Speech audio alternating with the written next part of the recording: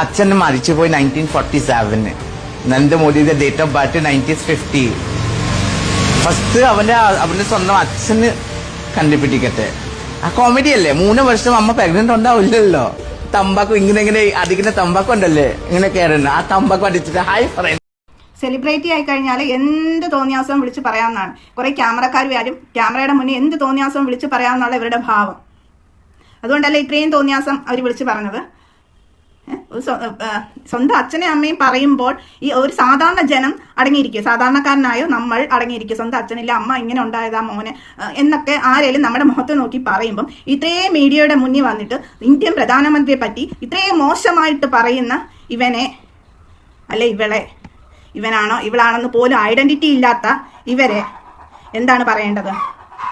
എനിക്ക് എന്റെ കയ്യിലേക്ക് എന്തെങ്കിലും തെറ്റപ്പറ്റുന്നുണ്ടെങ്കിൽ obviously I am so sorry. എനിക്ക് പബ്ലിക്കലി ഞാൻ അപ്പോളജൈസ് പറയണമെന്നുണ്ട്. കാരണം എനിക്ക് ചെറിയ കുട്ടി വിചാരിച്ചാൽ നിങ്ങളെ ക്ഷമിക്കണം. കാരണം ഇതെന്റെ മേലിലേക്ക് എനിക്ക് പറയാം.